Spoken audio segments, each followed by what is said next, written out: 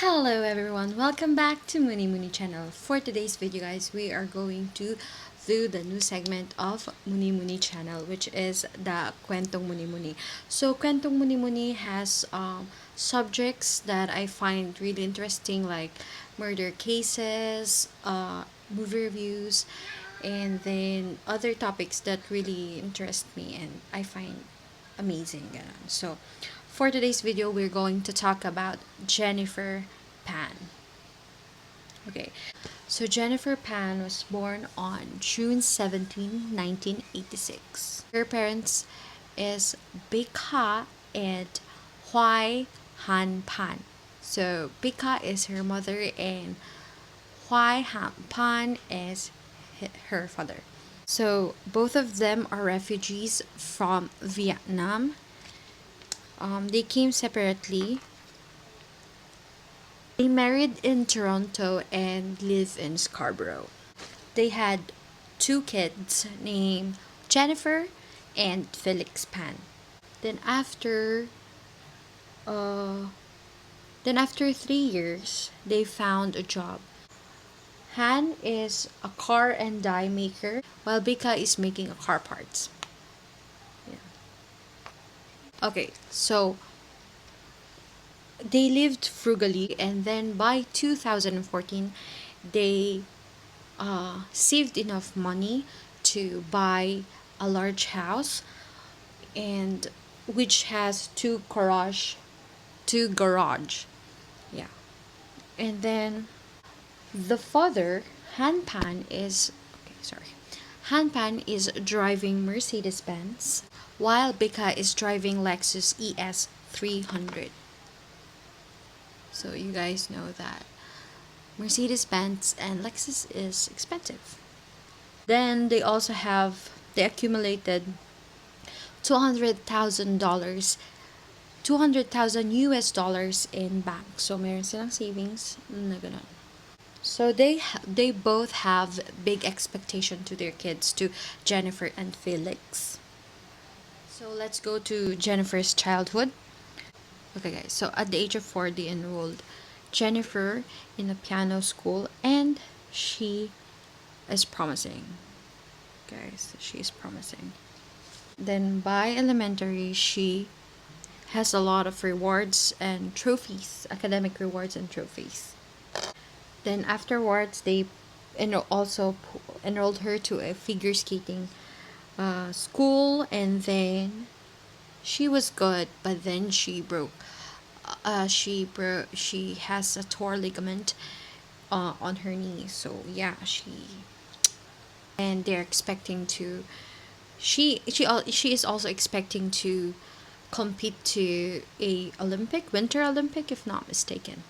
So she will practice until 10 p.m. and then do her own homework until 12 midnight, and then she's going to sleep. And ayan. So she began cutting herself in her forearms because of the pressure. Grade 8 graduation, they expecting her to be a valedictorian and to have a lot of academic awards. So this is not only her parents expecting this, but also to Jennifer. She's also expecting to be a valedictorian, grade 8, okay guys. But then none of it happened. She said this: what is the point of trying if no one acknowledged your effort? And so she started wearing her happy mask. You guys, happy mask. So happy mask is like acting like everything is fine, everything is okay, but deep down you have self-adequacy, shame. You feel like you're inadequate. You feel shame and everything, like it's in total anxiety within you, guys, within you. So that is what is happening to her. So throughout her elementary years, she is the top student. But then at grade 9, she started having like average of 70% in all her subject except music. She excelled in music. Of course she does. Like, come on. she started doing piano when she was still young, very young, if I may say so myself. So because of this, she doctored her report cards using scissors, photocopied it, and then using her old grades, and then doctored it, everything. So her parents is receiving a doctored report card. She doesn't want her parents to be disappointed to her because she's a star child, you guys, if I may add. And because university doesn't really like look into that, based on the article that I've read, so she really didn't think that it's a big deal. So Han is a classic tiger dad, like almost all Asian dad is, like really strict and stuff. And Big Ha is a reluctant accomplice. So it's because it's her husband, so like yeah. So Jennifer is always picked up in school, and they always monitor her. She is forbade to go to school dance and parties and anything that is considered unproductive to them. She is permitted to go on a sleepover. They will drop her off on that house and get her early in the morning. So at the age of 22, she never gone off by herself without her parents. Grade 11 happened and she met Daniel Wong. What the hell? So Daniel Wong is a year older than her and is a goofy guy. Really goofy guy.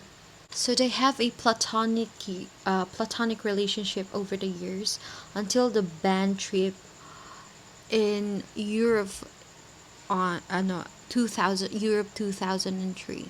This is because Daniel saved her life. She had a asthma attack, and then Daniel uh, told her to be calm, and then coached her some breathing technique. And they started dating that year, summer. Okay, so her parents thought that she was still an A student, but in reality, she is getting almost B's. And nothing is bad about this one, but in her family, because of this pressure and expectation, B's are a no no. Like, B's is a failing grade for them. That's the pressure, guys. But she did early acceptance in Ryerson University, and then they withdrew it because she failed a calculus class in her last year. So yeah, it didn't happen. So she was desperate not to keep her parents digging from her records in school. So she lied again that she will start in Ryerson at the fall because she doesn't want her parents to know that she failed again, guys. And she said to her father that she's going to Ryerson in the fall, but the school has already started. And so she said to her father that she is going to University of Toronto, prestigious school, and will get a pharmacology program. So this made her father and mother so happy that she has a plan for herself, good plan for herself, and going to a prestigious school, University of Toronto. And because her father was happy, her father bought her a laptop, and she bought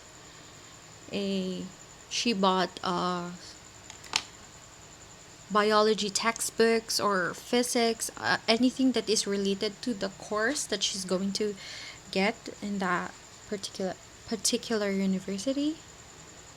But guys, truth that it's a lie. So yeah, instead of going to school because Ryerson didn't accept her because of they withdrew that acceptance. So what she did is go to a library and search in web or read books, anything about that, anything about that program, and then she was there all day, or then she's going to a cafe or going to the workplace where her boyfriend works, which is Daniel Wong. But Daniel Wong is studying, but he has a part-time job. Now, guys, for her tuition fee, because of course your parents should like see the, like, what is your tuition fee. So for her tuition fee, she doctored again. She made another paper and said that she she has won or like accepted something worth $3,000 for her tuition fee. Like her parents should not worry about that because she has a scholarship. In their home, Han always asks about what's how school, what are like the topics and things like that. And of course, mother will always be a mother. So her mother tells her husband na let her be herself, like calm down, let her rest, parang ganon. Mom was always there whenever dad is being too much. Sometimes it's other way around, but yeah, that's how they roll, guys. Let's go back in time. It's now 2 years later. Okay, Han asks if Jennifer is still planning to go to University of Toronto. And of course, our darling Jennifer said yes. Of course, Dad. So she said yes, and then she suggested that instead of like going home, she's going to stay with her friend Topaz for 3 nights every week. So then the rest of the week she's going to stay at home. I mean, go home. And then of course her mom sympathizes with this one because of the long um, um, commute. So eventually, Big Ha persuaded Han to say yes. So she said yes. Okay, you can go. We're gonna. She never stayed with Topaz, so of course, she's staying with her guy, with her boyfriend, Daniel Wong. So here in Daniel Wong, her parents also asked Jennifer, like, how's your mom and dad? Can we meet them? But Jennifer is also lying to them, like, oh, they were fine to for me to live here, for me to live here. So they're always asking for them to meet together and have some dim sum, but Jennifer will always like turn the conversation into another thing, and they will eventually forgot that they wanted to invite the parents. After 2 more years, um, theoretically she has to graduate in a school, like they are expecting her to graduate. But because they love each other, Bingham and Jennifer, they created a fake transcript. And when it came to graduation, she told her parents that you cannot go to the graduation ceremony because of the class size. They cannot accommodate all of them, and I don't want. And you only have one guest per person per student. So I don't want to hurt any of your feelings, so instead of you guys going with me, I invited my friend to go with me. And of course, her loving parents said, okay, fine. But they wanted to go. But guys, when is a lie too many lie? Because there's white lies, like sometimes you do lie because you don't want to hurt others, or you lie because it's not like the appropriate moment to tell anyone, what is going on with your life or anything else. So, you can do white lies, but not like lie after life. It's not Jenga, no, it's not a game. And so her lies started to collapse. This is when she said, I am going to volunteer for a work in a blood testing lab for sick kids. So sick, I think sick kids is something, a hospital, I think, a lab. I think it's really known in Canada. And then her father find it hard to believe because she doesn't have any uniform or any key card. So how are you going to work there? She didn't ask. He didn't ask, but like for him it's kind of odd. Why are you going to work there if you don't have anything? Like if you don't have a uniform, or if you don't have uniform or key card. So they called Topaz. So Topaz is the one who is theoretically living with her, or she's living with. They said that if she's going to really volunteering for that, for sick kids, and they're like, I don't even live with her. They dropped her at the sick kids, and then the father told Becca to go follow her, and then Jennifer was like, oh, they're following me. So what she did was like, okay, I need to go here. I need to. And then Jennifer went to the ER and waited for hours until Becca goes away, until her mother goes away. So when she got home, her father confronted her like, what is true? What are you doing? Something like that. And then our Jennifer told him the truth that she didn't go to the University of Toronto, and she is living with Daniel Wong, her boyfriend. But she never told them that she didn't graduate, and she didn't tell them everything that is going on with her life. So basically they know nothing again. She didn't told her parents that she didn't complete high school and she didn't go to Ryerson, and yeah, she didn't tell that to them. So her mom cried and wept, and her dad is in disbelief and apoplectic. So really sad day for them to know that for how many years your daughter is not going to that school. So Han told Jennifer to leave the house. Leave, just leave.